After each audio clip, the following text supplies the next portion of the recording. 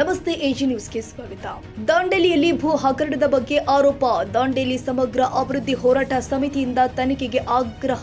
ಕಾರವಾರದಲ್ಲಿ ದಾಂಡೇಲಿ ಸಮಗ್ರ ಅಭಿವೃದ್ಧಿ ಹೋರಾಟ ಸಮಿತಿಯ ಅಧ್ಯಕ್ಷ ಅಕ್ರಮ್ ಖಾನ್ ಮಾತನಾಡಿದರು. ದಾಂಡೇಲಿ ನಗರಸಭೆ ವ್ಯಾಪ್ತಿಯ ಬೆಲೆ ಬಾಳುವ ಖಾಲಿ ನಿವೇಶನವನ್ನು ಅಕ್ರಮವಾಗಿ ಖಾಸಗಿ ವ್ಯಕ್ತಿಗಳಿಗೆ ಕೊಟ್ಟರೂ ಪ್ರಯೋಗ ಮಾಡಿಕೊಳ್ಳಲಾಗಿದೆ ಎಂದು ದಾಂಡೇಲಿ ಸಮಗ್ರ ಅಭಿವೃದ್ಧಿ ಹೋರಾಟ ಸಮಿತಿಯ ಅಧ್ಯಕ್ಷ ಅಕ್ರಮ್ ಖಾನ್ ಆರೋಪಿಸಿದ್ದಾರೆ. ಗುರುವಾರ ಸುದ್ದಿಗೋಷ್ಠಿಯಲ್ಲಿ ದಾಖಲೆ ಬಿಡುಗಡೆ ಮಾಡಿ ಮಾತನಾಡಿದರು.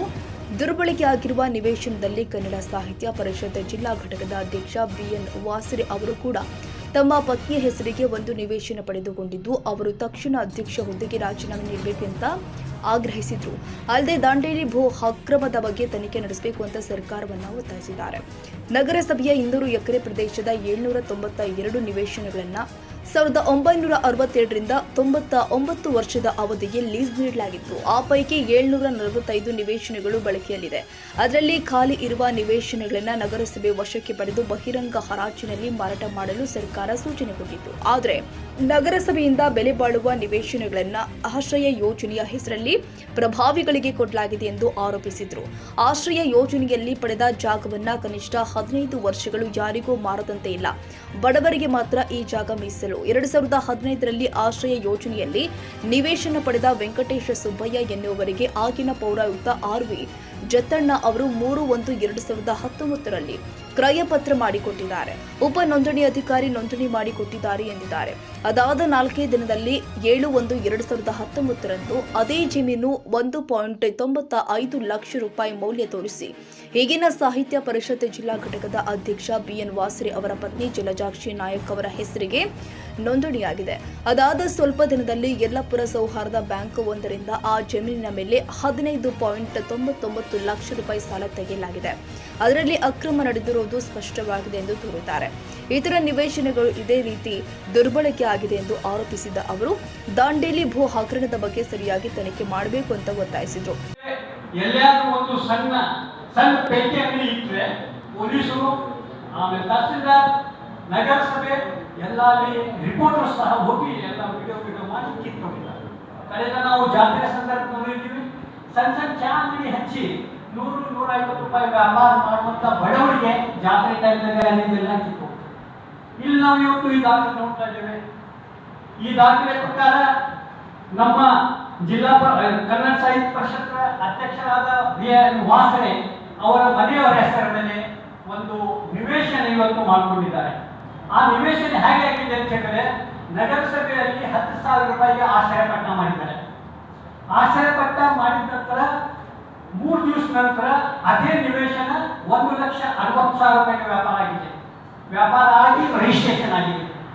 ಅವರ ಮಿಸಸ್ ಹೆಸರ ಮೇಲೆ ಮಾಡಿಕೊಂಡಿದ್ದಾರೆ. ಸಂಬಂಧಪಟ್ಟ ಎಲ್ಲ ದಾಖಲೆ ಸಮೇತ ನಾವು ಇವತ್ತು ಈ ಒಂದು ತಮ್ಮ ಪ್ರೆಸ್ಸಿಗೆ ನಾವು ಕಳಿಸ್ತಾ ಇದ್ದೇವೆ. ಇದರಲ್ಲಿ ಏನಾಗ್ತಾ ಇದೆ, ಬಡವರಿಗೆ ಅನ್ಯಾಯ ಆಗ್ತಾ ಇದೆ. G+2 ಮನೆ ಬಗ್ಗೆ 13 ವರ್ಷದ ಹೋರಾಟ, ಹೌಸಿಂಗ್ ಬೋರ್ಡ್ ಪ್ಲಾಟ್ ಬಗ್ಗೆ 10 ವರ್ಷ ಹೋರಾಟ.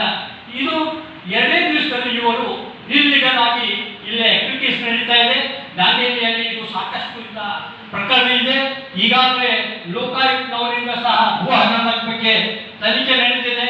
ಈ ವಿಷಯಕ್ಕೂ ಸಹ ನಾವು ತನಿಖೆ ಮಾಡಬೇಕು ಮತ್ತು ಬಿಎನ್ ವಾಸರೆ ಅವರು ಕೂಡಲೇ ತನ್ನ ಕನ್ನಡ ಸಾಹಿತ್ಯ ಪರಿಷತ್ ಅಧ್ಯಕ್ಷ ಸ್ಥಾನಕ್ಕೆ ರಾಜೀನಾಮೆ ಕೊಡಬೇಕು ಅಂತ ಹೇಳಿ ನಾವು ಈ ಸಭೆ ಪತ್ರಿಕಾಗೋಷ್ಠಿ ಮೂಲಕ ಅವರಿಗೆ ಒಂದು ಹೇಳ್ತೇವೆ.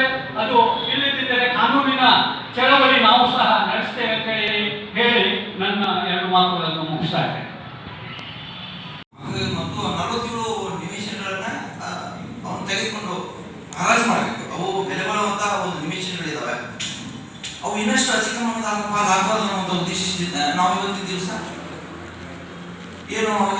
ನಾವು ದಾಂಡೇಲಿ ಸಮಗ್ರ ಅಭಿವೃದ್ಧಿ ಹೋರಾಟ ಸಮಿತಿಗೆ ನಮಗೆ ಸಾಕಷ್ಟು ಈ ವಿಷಯ ಕುರಿತು ಆಗ್ತಕ್ಕಂಥ ಸರ್ಕಾರಿ ಅಧಿಕಾರಿಗಳ ಮುಂದೆ ನಿಂತ್ಕೊಂಡು ಏನು ಈ ರೀತಿ ಒಳಗ ದಸ್ತಾವೇಜುಗಳನ್ನು ಮಾಡಿಕೊಡ್ತಾ ಇದ್ದಾರೆ. ಯಾರು ಅದನ್ನ ಸರಿಪಡಿಸಬೇಕಾಗಿದ್ದ ವ್ಯಕ್ತಿಗಳೇ ಅದ್ರ ಬಗ್ಗೆ.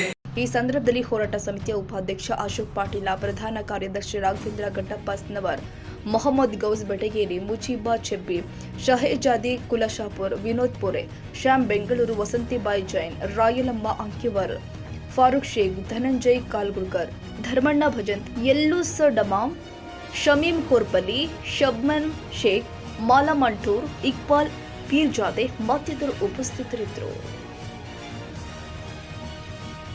ಕನ್ನಡಿಗರ ಮೆಚ್ಚಿನ ನಿಮ್ಮ AJ 24/7 ನ್ಯೂಸ್ ಕನ್ನಡ ವಾಹಿನಿ ಇದೀಗ ಟಿವಿಯಲ್ಲಿ ಲಭ್ಯ.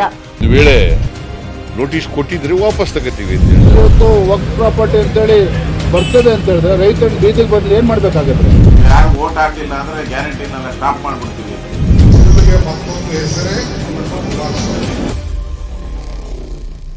ಕರ್ನಾಟಕ ಮತ್ತು ದೇಶ ವಿದೇಶ 360 ಡಿಗ್ರಿ ಸುದ್ದಿ ಹಾಗೂ ಉತ್ತರ ಕರ್ನಾಟಕ ಬೆಳಗಾವಿ, ಬಾಗಲಕೋಟೆ, ಧಾರವಾಡ, ಹಾವೇರಿ, ಗದಗ, ಬಿಜಾಪುರ ಜಿಲ್ಲೆಯ ಕ್ಷಣ ಕ್ಷಣದ ವಿವರವನ್ನ ಪಡೆಯುವುದಕ್ಕೆ AJ 24/7 ನ್ಯೂಸ್ ಕನ್ನಡ ವಾಹಿನಿಯನ್ನ ಲೈಕ್ ಮಾಡಿ, ವಿಡಿಯೋಗಳನ್ನ ಶೇರ್ ಮಾಡಿ, ಕಮೆಂಟ್ ಮಾಡುವ ಮೂಲಕ ನಮ್ಮ ವಾಹಿನಿಗೆ ಸಹಕಾರ ನೀಡಿ ಮತ್ತು ಚಾನೆಲ್ ಅನ್ನ ಸಬ್ಸ್ಕ್ರೈಬ್ ಮಾಡಿ. ಧನ್ಯವಾದಗಳು.